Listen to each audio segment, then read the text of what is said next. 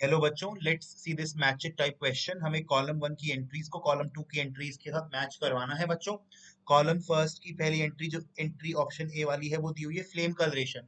तो बेसिकली इसका क्या मतलब होता है कि जो कंपाउंड में दिए हैं P Q R S T में, जो कंपाउंड एलिमेंट्स हैं, इनको अगर मैं फ्लेम में रखूं तो मुझे क्या कोई स्पेसिफिक कलर दिखेगा।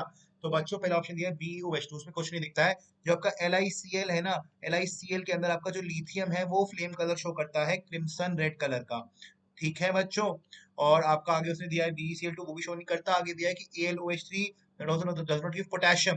हाँ बच्चों, पोटेशियम आपका वॉयलेट कलर, यानी कि पेल वॉयलेट कलर टाइप, ये एक फ्लेम कलर शो करता है जब इसको फ्लेम में रखा जाता है। ठीक है बच्चों। अच्छा, अब उसने बोला है यू यानी कि Li2CO3, जो लिथियम कार्बोनेट है, इस केस के अंदर भी Li2CO3 में भी आपका जो लिथियम है वो क्रिम्सन रेड कलर हमें शो कर देता है। ठीक है बच्चों। फ्लेम टेस्ट के अंदर तो आपके जो ऑप्शन हो जाएंगे सही ऑप्शन ए वाले के साथ, वो कौन से हो जाएंगे, वो हो जाएंगे Q comma T comma you. Q for LiCl, T for potassium and you for Li2CO3 बच्चों। ठीक है।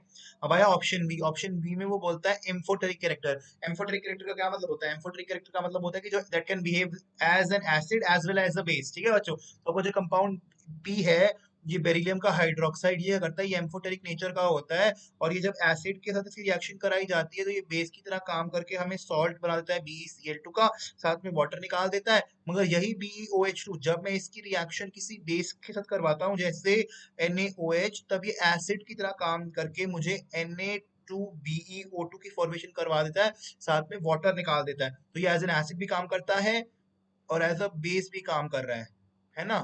तो सिंस ये कैसा हुआ, ये एम्फोटेरिक नेचर का हुआ। ठीक है बच्चों। ऐसे ही आपका जो LiCl तो नहीं करता, BeCl नहीं करता, पोटेशियम नहीं करता, Li2CO नहीं करता, जो ये एल्यूमिनियम का हाइड्रोक्साइड है AlOH3, ये भी ऐसी ही रिएक्शन शो करता है एम्फोटेरिक कैरेक्टर की, एम्फोटेरिक नेचर की। जब इसके साथ में HCl की रिएक्शन कराता हूँ तो ये मुझे AlCl3 का सॉल्ट बना देता है, साथ में वाटर निकाल देता है। ठीक है। और जब इस रिएक्शन में किसी बेस के साथ करवाता हूँ AlOH3 की, सपोज NaOH किस कराई, तो ये मुझे NaAlO2 बना देता है, साथ में 2H2O की फॉर्मेशन कराता है। यानी कि एसिड के साथ कैसा बिहेव करा बेस, और बेस के साथ कैसा बिहेव किया एसिड की तरह। तो since it can behave as both acid as base, तो ये कैसा है, ये है आपका एम्फोटेरिक कैरेक्टर। तो एम्फोटेरिक कैरेक्टर किस किस में शो हो जाएगा बच्चों? एम्फोटेरिक कैरेक्टर आपका शो हो जाएगा पी में और एस में। ठीक है बच्चों। ऑप्शन सी उसने बोला है soluble in organic solvents. Organic solvents में जनरली कौन से मॉलिक्यूल सॉल्वेंट होते हैं? क्योंकि ऑर्गेनिक कंपाउंड जनरली कोवेलेंट होते हैं, तो कोवेलेंट कंपाउंड जो होते हैं वो इनमें क्या होंगे, सॉल्युबल होंगे ऑर्गेनिक सॉल्वेंट्स में, नॉन पोलर वाले। ठीक है बच्चों। तो आपका जो BOH2 है वो तो आयनिक है, मगर ठीक है, जो Li, मगर जो आपका बच्चों ये LiCl एंड BeCl2 होते हैं, इनमें क्या होता है, आपका जो कैटायन है वो बहुत स्मॉल है, कैटायन वेरी स्मॉल है, और एनायन का साइज ठीक ठाक लार्ज है। तो ये कैसे होते हैं, ये कोवेलेंट नेचर के होते हैं, और ये इजीली सॉल्युबलाइज कर जाते हैं, ये सॉल्युबल होते हैं आपके ऑर्गेनिक सॉल्वेंट्स में। ठीक है। आपका AlOH3 आयनिक है, वो सॉल्वेंट सॉल्युबल नहीं होता, ऑर्गेनिक सॉल्वेंट से वो आयनिक में होता है। पोटेशियम तो मेटल है, वो सॉल्युबल नहीं होता ऑर्गेनिक सॉल्वेंट्स में, और Li2CO3 भी आयनिक कंपाउंड है, वो भी सॉल्युबल नहीं होगा बच्चों। ठीक है। सो LiCl और BeCl2 ही सॉल्युबल होंगे, यानी कि जो आपका सी बन जाएगा, सी का बन जाएगा Q कॉमा R। ठीक है बच्चों। अब आगे ऑप्शन डी की। ऑप्शन डी में कहता है कि इवॉल्व CO2 इन हीटिंग, कि जब जो मेरे PQRSTU मुझे कंपाउंड्स दिए हैं कॉलम 2 में, इनको जब मैं हीट कराऊं तो मुझे CO2 प्रोड्यूस हो जाए।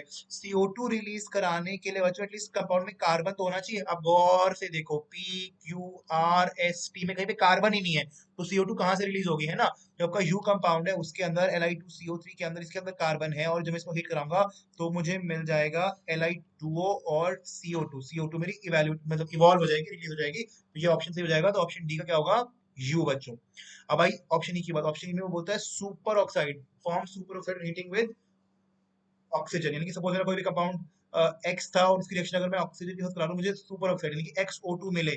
सुपर ऑक्साइड वो मुझे बताना है बच्चों। सुपर ऑक्साइड कौन बनाता है बच्चों? सुपर ऑक्साइड बनाते हैं बच्चों एल्कली मेटल आफ्टर पोटेशियम, यानी कि पोटेशियम, रुबीडियम और सीजियम बनाते हैं आपके सुपर ऑक्साइड। अगर मैं पोटेशियम के साथ रिएक्शन करता हूँ O2 की, तो मुझे मिलता है KO2। ठीक है। ऐसे ही रुबीडियम के साथ RbO2 और सीजियम के साथ बनता है CSO2। ठीक है। BeOH2, ये तो एक हाइड्रोक्साइड है, सुपर ऑक्साइड नहीं है। गलत। LiCl एक क्लोराइड है, ना कि सुपर ऑक्साइड, रॉन्ग। BeCl2 ये भी एक क्या है, क्लोराइड है ना कि सुपरऑक्साइड, रॉन्ग। ए हाइड्रोक्साइड है ना कि सुपरऑक्साइड, रॉन्ग। पोटेशियम, हाँ सही है, जो कि पोटेशियम CO2 बना सकता है, तो ये बिल्कुल सही है। सो हो जाएगा टी का टी, और कार्बोनेट भी रिएक्शन करके लिथियम वाला नहीं बनाएगा super oxide, this is also wrong, so option T. E का, ठीक है ना। तो जरा ऑप्शन मैच कर लो बच्चों। ए का क्यू टी यू, बी का पी एस, सी का क्यू आर, डी का यू एंड ई का टी। ओके बच्चों, थैंक यू।